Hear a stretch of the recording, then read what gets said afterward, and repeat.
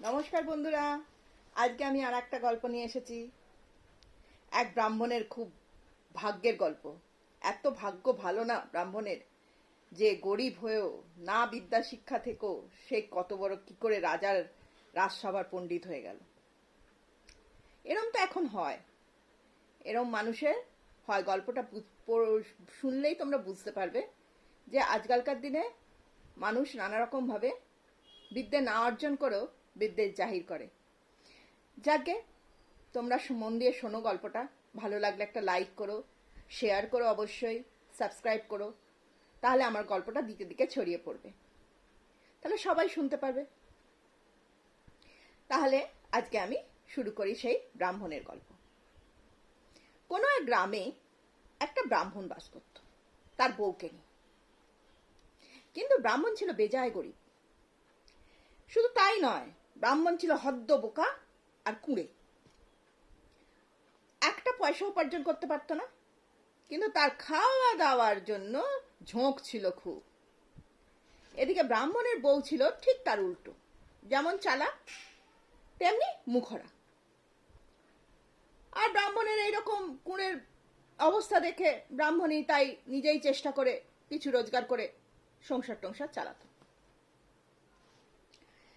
তো একদিন ব্রাহ্মণী বসে চাল ঝাড়ছিল। তো ব্রাহ্মণ এসে বলল, ও ব্রাহ্মণী, তুমি কি আজকে পিঠা করবে? তো এমনি ব্রাহ্মণীর মুখটা রাগ রাগ ছিল গায়ে, প্রচন্ড মাথায়। সে প্রচন্ড রেগে গেল। রেগে গিয়ে চাল ঠাল রেখে একটা ঝাঁটা নিয়ে ব্রাহ্মণের পেছে দৌড়লো। হতবাগা ব্রাহ্মণ, কোনো পয়সা রোজগার নেই, খালি খাওয়া খাওয়া, দূর হ আমার বাড়ি থেকে। তো ব্রাহ্মণটা এমনি নিপাত ভালো মানুষ ছিল, কিন্তু সেদিনে তার খুব রাগ হলো, দুঃখও হলো। কি না আমাকে এরম করে ব্রাহ্মণী বলল। তখন সে ভাবলো, দূর, এখানে থাকার থেকে বনে থাকাই ভালো। তাই জন্য সে বাড়ি থেকে বেরিয়ে বনে চলে গেল। তা বনেতে একদিন হঠাৎ এক সাধু বাবার সঙ্গে দেখা হলো। সাধু বাবা তার সব কথা শুনে বলল, ঠিক আছে, তুমি আমার আশ্রমে চলো। সে সাধু বাবার সঙ্গে আশ্রমে চলে গেল। সেখানে সাধু বাবার কাছে লেখাপড়া শিখতে লাগলো। একটু একটু কি লেখাপড়া শিখেছে, সারা দিন রাত অং বং চং হরং বরং করতে করতে সারা দিন সাধু বাবার মাথাটা একদম খেয়ে ফেলত। সাধু বাবা ঘুমোতেও পারতো না, রাত্রিবেলা উঠে দেখে ব্রাহ্মণ পড়ছে। তো এইরকম কয়েক মাস কাটার পর ব্রাহ্মণ ভাবলো, বাহ, আমি তো বেশ বিদ্বান হয়ে গেছি, আমাকে আর পায় কে? এবার আমি আমাদের দেশে গিয়ে রাজার কাছে গিয়ে আমি কাজ করব। এই ভেবে যেই না ভাবা সেই কাজ। সে করলো কি, সোজা বেরিয়ে পড়ল। সারা শরীরে তিলক কেটে, পুঁথিপত্তর বেঁধে, দুগ্গা দুগ্গা বলে সাধু বাবার আশ্রম থেকে বেরিয়ে পড়ল। সাধু বাবাকে কিন্তু কিছুই জানালো না। এবারে বেরিয়ে পড়ে সে রাজপ্রাসাদের কাছাকাছি নিজের গ্রামের সীমানার মধ্যে এসে গেছে। তখন সে ভাবলো, ঠিক আছে, একবার ব্রাহ্মণীর সাথে দেখাই করে যাই। অনেকদিন তো দেখা নেই, দেখে যাই ও কি করছে, তারপর রাজপ্রাসাদে চলে যাব। এইভাবে সে বাড়ির কাছে এসেছে। তখন একটা কি গন্ধ পাচ্ছে, ভাজার গন্ধ। তখন ও ভাবছে, ও তাহলে ব্রাহ্মণী তালের বড়া করছে। সেই সময় ভাদ্র মাস, তালের বড়া হতেই পারে। তখন ও ভাবলো, দেখি তো কটা তালের বড়া করে। তো বেশ গুনে গুনে দেখলো 21টা ছ্যাঁক করে আওয়াজ হলো। তখন ও ভাবলো, ও 21টা তালের বড়া করেছে, ঠিক আছে। এবারে কাজ শেষ করে বামনি যেই রান্নাঘর থেকে বেরোলো, ব্রাহ্মণকে দেখে চমকে গেল। ব্রাহ্মণ তো কবে চলে গেছিল। তখন সে ভেবে ভেবে অস্থির, কোথায় গেল। এবার ব্রাহ্মণকে দেখে একটু শান্তি পেল, বললো, আরে তুমি ফিরে এসেছো, কোথায় গেছিলে, কি করছিলে?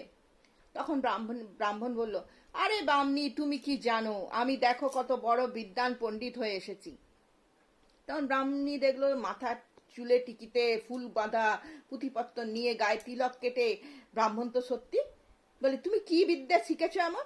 তখন ব্রাহ্মণ বলছে, তুই যদি তা জানতি তাহলে একটা নয়, দুটো নয়, 21টা তালের বড়া আমাকে দিতি। ব্রাহ্মণ বললো, আমি তালের বড়া ভেজেছি, 21টা তুমি জানলে কি করে? বলে, আরে ব্রাহ্মণ বলে, ওটাই তো আমার বিদ্যে রে, যে কোথায় কি করছে সেই সব কিছু আমি জানতে পেরে যাই। তখন ব্রাহ্মণী ভাবলো, বাপ রে বাপ, আমার ব্রাহ্মণ তো অনেক লেখাপড়া শিখে এসেছে। তখন সে ব্রাহ্মণকে বসিয়ে তালের বড়া খেতে দিয়ে সারা পাড়ায় ঘুরে ঘুরে বলে এলো, আমার ব্রাহ্মণ ফিরে এসেছে, সে বিদ্যায় একদম টইটুম্বুর, যে যেখানে যার কিছু হারাবে, কোথায় কি চুরি হবে, সব আমার ব্রাহ্মণ বলে দেবে। তো পাড়ার লোকেরা সবাই দেখতে এসেছে ব্রাহ্মণকে, মাথায় টিকি, টিকিতে ফুল বাঁধা, গায়ে তিলক কাটা, পুঁথিপত্তর নিয়ে অং বং চং কিসব পড়ে যাচ্ছে। সেসব মাথা মুন্ডু তারা মানে বোঝে না। তারা ভাবলো, বাবা ভারী ভারী শাস্ত্রের কথা, ও বোধহয় ব্রাহ্মণই বোঝে। তো সবাই বেশ শ্রদ্ধা ভক্তি চোখে তাকে প্রণাম টনাম করে চলে গেল। এদিকে তো চারিদিকে রটে গেছে, এক যে ব্রাহ্মণ এসেছে ফিরে অনেক বিদ্যে শিখে করে। তারপরে কি হলো, একদিন ওই গ্রামের মানিক ধোপার খোঁড়া গাধাটা হারিয়ে গেছে। তো মানিক ধোপা ছুটতে ছুটতে ব্রাহ্মণের কাছে এসেছে, এসে বলছে, ব্রাহ্মণ ভাই, ব্রাহ্মণ ঠাকুর, আমার গাধাটাকে একটু খুঁজে দাও না। তখন ব্রাহ্মণ বলল, ঠিক আছে বস, আমি মা কালীর পুজো করে আসি। এই বলে সে বেরিয়ে গেল। ব্রাহ্মণের তো ছাই কিছু জানা আছে, কিচ্ছু তো জানে না। সে করলো কি, ওই তার ফুটো ছাতা মাথায় দিয়ে রোদের মধ্যে বেরিয়ে গেল গাধাটা খুঁজতে। আর মানিক ধোপা বসে আছে মা ঠাকুরের, কালীর ঠাকুরের পুজো করে ব্রাহ্মণ ঠাকুর বেরোবে। অনেক ঘুরে ঘুরে গাধাটা সন্ধান না পেয়ে ব্রাহ্মণ কি করলো, ফিরে এলো। মানিক তো তখনও হত্যে হয়ে পড়ে রয়েছে। তো ব্রাহ্মণ বলল, দেখ মানিক, মা কালী আজকে খুব রেগে আছেন, আজকে আর তোর কোনো কাজ হবে না, কালকে আসিস, মা কালীকে সন্তুষ্ট করে তোর গাধা খুঁজে দেবো। তার মানিক যখন শুনলো মা কালী রেগে গেছে, সে চলে গেল। এবার তো ব্রাহ্মণ বসে বসে মা দুর্গাকে ডাকছে, মা দুর্গা, আমার কি হবে, আমার সব বোধহয় জারি জুরি ধরা পড়ে গেল বলে রাত্রিবেলা দুজনে ব্রাহ্মণী শুয়ে পড়েছে। হঠাৎ করে উঠোনে একটা মাঝরাতে কিছু পড়ে যাওয়ার শব্দ পেল। তো ব্রাহ্মণে ঘুম ভেঙে গেল। ব্রাহ্মণীকে বললো, ব্রাহ্মণী ওঠ, ঘরে চোর এসেছে। ব্রাহ্মণী বলে, ঘরে চোর এসেছে তো তুমি ওঠো, বীর পুরুষ আমার, নিজে শুয়ে আছে আর আমাকে বলছো। তখন ব্রাহ্মণ বলছে, এই রে, ঘরে থাকলে ব্রাহ্মণী পেটাবে আর বাইরে বেরোলে চোর পেটাবে। যাই হোক, বেরিয়ে পড়েছে। পেছন পেছন ব্রাহ্মণী আসছে। গিয়ে ব্রাহ্মণ কি করেছে, হঠাৎ ওই চোরটার গায়ে গিয়ে ধাক্কা লেগেছে, তাকে জাপটে ধরেছে। ব্রাহ্মণী তাকে এমন ঠেলে দিয়েছিল, সে তার ঘাড়ের ওপর পড়ে গিয়ে তাকে জাপটে ধরেছে। চোর চোর চোর চোর চোর চোর চোর বলে ব্রাহ্মণী তখন প্রদীপটা জ্বালিয়েছে, বলে, এটা চোর কোথায়, তো মানিক ধোপার গাধাটা। সে ব্রাহ্মণ আর সে শোনার আগেই সে অজ্ঞান। তখন ব্রাহ্মণী কি করলো, গাধাটাকে খুঁটিতে বেঁধে টেঁধে রেখে দিয়ে এবার ব্রাহ্মণের চোখে জল দিতে লাগলো। আর সব লোকেরা এসে গেল, কি হয়েছে কি হয়েছে। ব্রাহ্মণী তো খুব চালাক ছিল, বললো, কিছু না, এই ব্রাহ্মণ একটু ধ্যান করতে বসেছিলেন আর মানিক ধোপার গাধাটাকে মন্ত্র বলে নিয়ে আসার জন্য, তা মানিক ধোপার গাধা এসে গেছে, ধ্যান করে ক্লান্ত হয়ে গেছেন, ওই জন্য একটু ক্লান্ত হতে ঘুমিয়ে পড়েছেন। তারপরে ব্রাহ্মণ যে উঠলো, চোর চোর বলে চেঁচাতে গেছে। ব্রাহ্মণী বলে, আরে চোর চোর কি করছো, আরে মানিক ধোপার গাধাটা এসে গেছে, তো তাকে তো তুমি ধরতে গিয়ে অজ্ঞান হয়ে গেলে ধ্যান করতে করতে। বললো, হ্যাঁ, বলে, আমি গাধাটা বেঁধে রেখেছি। ঠিক আছে, সবাই আপনারা ঘরে যান। ব্রাহ্মণী বলল, আমরা কাল সকালবেলা এখানে ধোপা আসবে, সব দেওয়া হবে। সবাই ঘুমিয়ে পড়লো। পরের দিন সকালবেলা ধোপা এলো, মানিক ধোপাকে গাধাটা ফেরত দিয়ে দিল। মানিক ধোপা তো খুব খুশি হয়ে ব্রাহ্মণের ঘরে যত নোংরা জামা কাপড় যা ছিল সব কেচে কুচে সাফসুতরো করে দিল। সেই থেকে তো সে ব্রাহ্মণের একদম খুব কাছের হয়ে গেল, সব কাজ করে দেয় ব্রাহ্মণকে বিনা পয়সায়। আর দেশে দেশে রটিয়ে বেড়ায়, ব্রাহ্মণ ঠাকুর এই করেছে ওই করেছে, মানে রং চড়িয়ে বলে বেড়ায়। এদিকে সেই দেশের রাজার কানেও এই কথাটা গেছে। রাজার এই সময় রাজকন্যার একটা হার চুরি হয়ে গেছিল। সে হারটা গণৎকারদের দিয়ে গুনিয়ে গুনিয়ে কোথায় পাওয়া যায়, জ্যোতিষী গণৎকার সবাইকে বসিয়ে দিয়েছে, কিন্তু কেউ খুঁজে পাচ্ছে না। তখন রাজা ভাবলো, ব্রাহ্মণের এত নাম ডাক, চলো ব্রাহ্মণকেই নিয়ে আসি। পাইক বরকন্দাজ পাঠিয়ে দিল। পাইক বরকন্দাজ এসে ব্রাহ্মণকে বলল, চলুন ব্রাহ্মণ ঠাকুর, রাজা আপনাকে ডেকেছে। তখন তো ব্রাহ্মণের অবস্থা খারাপ। এই রে, অত বড় বড় মোটা সোটা পাইক বরকন্দাজকে দেখে ব্রাহ্মণের তো ভয়ে প্রাণ পাখি উড়ে যায় আর কি। যাই হোক, ভাবলো, যা মা দুর্গা, আমার বোধহয় সব জারি জুরি এখানেই শেষ হয়ে গেল। বলে তাদের সঙ্গে সে রাজার প্রাসাদে চলে গেল। তখন রাজা বললেন, দেখো ব্রাহ্মণ ঠাকুর, আমার মেয়ের সোনার হারটা হারিয়ে গেছে। তুমি যদি খুঁজে দিতে পারো খুব ভালো, না খুঁজে দিতে পারলে কিন্তু তোমাকে আমি জেলে হাজতে পুরে দেবো। তখন ব্রাহ্মণ বলল, মহারাজ এত বড় ব্যাপার, 3 দিন সময় লাগবে। রাজা বললেন, ঠিক আছে, আমি তোমায় 3 দিনই সময় দিলাম, ততদিন তুমি রাজপ্রাসাদে থাকবে। রাজপ্রাসাদে একটা ঘরে, রাস্তার ধারের একটা ঘরে, ছোট ঘরে, সেই রাজপ্রাসাদে অনেক রকমের ঘর আছে, তো একটা ঘরে ব্রাহ্মণকে থাকতে দিল। প্রথম রাতে ব্রাহ্মণ তো মা দুর্গাকে ডাকে, ও জগদম্বা মা গো, তোর ছিল এই মনে, ধনে প্রাণে মারা যায় দেখে রে নয়নে। এরম বলে যাচ্ছে, বলে বলে একটা দিন কেটে গেল। দ্বিতীয় দিন আবার রাত্রিবেলা বসে বসে, জগদম্বা মা গো, তোর ছিল এই মনে, ধনে প্রাণে মারা যায় দেখ না নয়নে। তখন ব্রাহ্মণ ঠাকুরের ঘরের পাশ দিয়ে সেই রাজার প্রাসাদের মালিনী জগদম্বা যাচ্ছিল। জগদম্বা ভাবলো যে ব্রাহ্মণ ঠাকুর বোধহয় তার কথাই বলছে, কিন্তু ব্রাহ্মণ ঠাকুর তো ভগবতী জগদম্বাকে ডাকছে, কিন্তু সে ভাবলো যে আমার কথাই বলছে।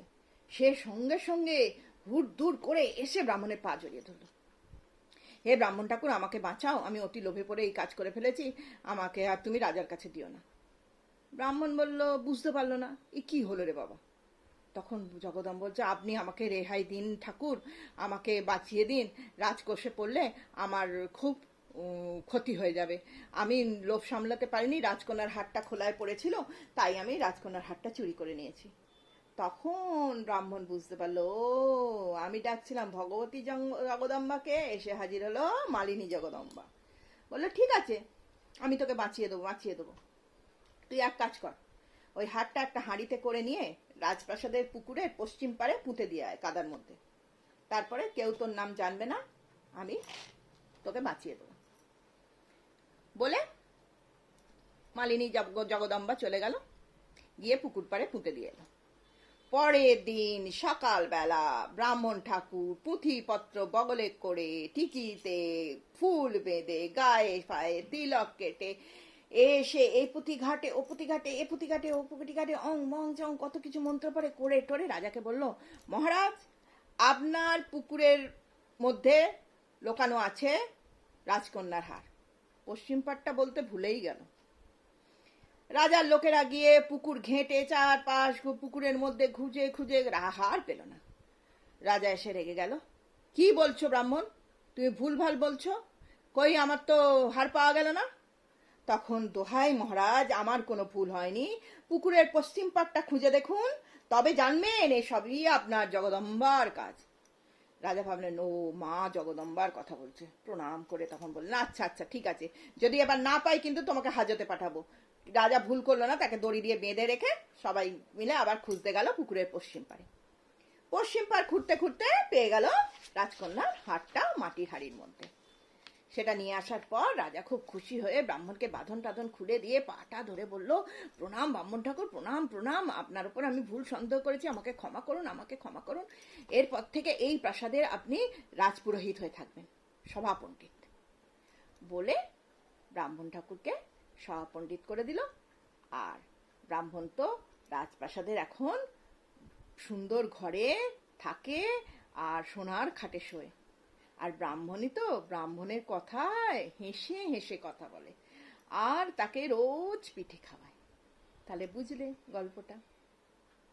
কিন্তু এখনকার দিনেও এরকম হয়, এই ব্রাহ্মণ লেখাপড়া না শিখে ওপর থেকে চাকচিক্য দেখিয়ে শুধুমাত্র ভাগ্যের দয়ায় সবকিছু করে গেল, কিন্তু যেদিন ভাগ্য সাথ দেবে না তখন কি হবে। সেরম ভাবেই এখনকার দিনেও এরকমই হয়, জানো তো, লোকে বাইরেটা চাকচিক্য করে নেয়, ভেতরটা পুরো ফাঁকা। তাই বলি, ভেতরটাকে ভর্তি করো, পরিষ্কার করো, তাকে ভর্তি করো ভালো জিনিস দিয়ে, বাইরেটা তখন আপনা আপনি পরিষ্কার হয়ে যাবে। তাহলে আমার গল্পটা শেষ হলো। তোমরা ভালো থেকো, সুস্থ থেকো, সাবধানে থেকো, আর আমার গল্পটা লাইক শেয়ার সাবস্ক্রাইব করে দিও। তাহলে আজকে আসি, টাটা।